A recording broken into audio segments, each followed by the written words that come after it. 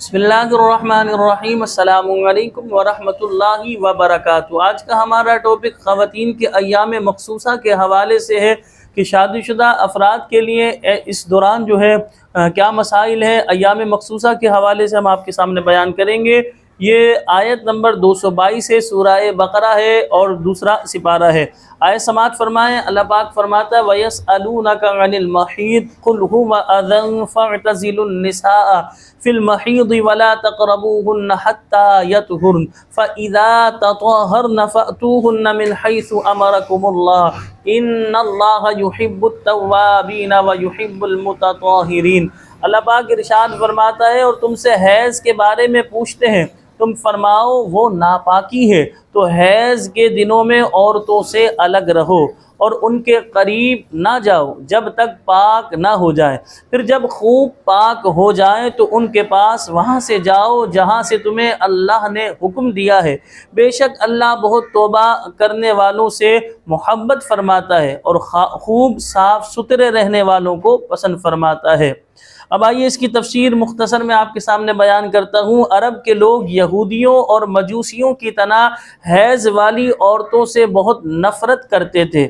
इनके साथ खाना पीना, एक मकान में रहना इन्हें गवारा ना था, बल्कि ये शिद्दत यहाँ तक पहुँच गई थी कि इनकी तरफ देखना और इनसे कलाम करना भी हराम समझते थे। जबकि ईसाइयों का तर्ज अमल इसके बिल्कुल बरअक्स था, यानी वो इन दिनों में औरतों से मिलाप में बहुत ज़्यादा मुबालगा करते थे। मुसलमानों ने हुजूर पुरनूर सल्लल्लाहु अलैहि वसल्लम से हैज़ का हुक्म दरियाफ़्त किया तो इस पर यह आयत नाजिल हुई और इफ़रात व तफरीद की राहें छोड़कर एतदाल की तालीम फरमाई गई और बताया गया कि हैज़ की हालत में औरतों से हम बिस्तरी करना हराम है। और चूँकि ये कुरान की वाज़ेह आयत से साबित है, लिहाजा ऐसी हालत में जिमा जायज़ जानना कुफ्र है और हराम समझ कर लिया तो सख्त गुनाहगार हुआ और उस पर तौबा फ़र्ज़ है। आजकल हमारे मुआशरे में भी होता ये कि औरत अगर अय्याम मखसूसा से हो तो उससे न्याज का खाना नहीं बनवाते। बड़ी बुढ़ियाँ मना कर देती है कि नहीं, ये न्याज का खाना नहीं बना सकती, तो ये गलत तरीका है। तो आपको हमने बताया यहूदी जो है वो इस चीज़ को मायूब समझते और ईसाई इसके बरक्स करते कि इन दिनों में मिलाप कसरत से करते। मुसलमानों को इफ़रात व तफरीद से बचाया गया, बताया गया कि इन दिनों में मर्द का औरत से मिलाप करना शरई एतबार से मना है, लेकिन औरत उसी घर में रहेगी तो कोई हरज की बात नहीं। खाना बनाएगी, कपड़े धोएगी, घरेलू जो वो काम करती है करेगी, इसमें कोई हरज की बात नहीं।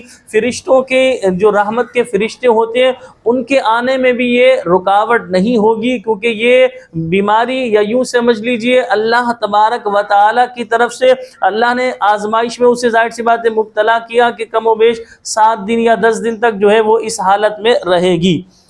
यहाँ पर ये मसला भी याद रख के शोहर हजरात बिलखुसूस यूं ही नाफ से लेकर घुटने के नीचे तक की जगह से लज्जत हासिल करना ये मना है। इसी तरह बकिया इनसे गुफ्तगू करना, इनके साथ खाना पीना, हत्ता कि इनका झूठा खाना भी जायज़ है, कोई गुनाह नहीं। इस आयत से ये भी मालूम हुआ कि औरत के पिछले मकाम में जिमा करना ये हराम है, क्योंकि वो गंदगी का मकाम है। बाज़ लोग ये मसला मालूम करते हैं कि अगर औरत से पीछे के मकाम में क़ुर्बत की जाए तो क्या निकाह टूट जाता है। निकाह आपका नहीं टूटेगा, लेकिन शरई एतबार से ये गुनाह है, हराम है, गलत तरीका है, क्योंकि इसमें साइंसी एतबार से भी नुकसानात है और शरई एतबार से तो हमारे प्यारे नबी सल्लल्लाहु अलैहि वसल्लम ने भी मना फरमाया। और जो है इसी तरह कुरान पाक की इस आयत से भी ये बात पता चलती है कि औरतों के हवाले से जब अल्लाह रब्बुल आलमीन ने जिक्र फरमा दिया तो लिहाजा इन दिनों में जो है औरत से हम बिस्तरी करना या पीछे के मकाम में करना शरई एतबार से जायज़ नहीं, इससे इज्तनाब किया जाए। चलो हैज़ के हवाले से मसाइल में आप हज़रात के सामने बयान करता हूँ। फ़इज़ा ततहहरना, फिर जब खूब पाक हो जाए। खूब पाक होने से मुराद अय्याम हैज़ ख़त्म होने के बाद गुस्ल कर लेना है। हैज़ की कम से कम मुद्दत 3 दिन और ज़्यादा से ज़्यादा 10 दिन है। हैज़ के दिनों में औरत के लिए तिलावत कुरान, नमाज, रोज़ा, मस्जिद में दाखिला, कुरान को छूना और खानाए काबा का तवाफ़ करना ये हराम हो जाता है। जिक्र दुरूद वगैरह में कोई हरज नहीं, अलबत्ता इसके लिए वुजू कर लेना मुस्तहब है। अगर वुजू भी नहीं कर पा रही तो कम से कम हाथ धो लें और कुल्ली कर लें। अय्याम हैज़ के रोज़ों की क़ज़ा औरत पर लाजिम है, जबकि नमाज़ें मुआफ़ है। यानी अगर दौरान जैसे रमज़ान के महीने में इन जो है अय्याम में ख़वातीन मुब्तला होती हैं, यानी अय्याम मखसूसा उन पर आते हैं इन अय्याम में माह रमज़ान में, तो लिहाजा जितने रोज़े उनके छूटेंगे बाद में उन्होंने क़ज़ा करनी होगी, लेकिन नमाज़ों की क़ज़ा नहीं। इसी तरह हमने आपको बताया कि वो अल्लाह का जिक्र कर सकती हैं, अज़ान का जवाब दे सकती है, दुरूद शरीफ वगैरह पढ़ सकती है।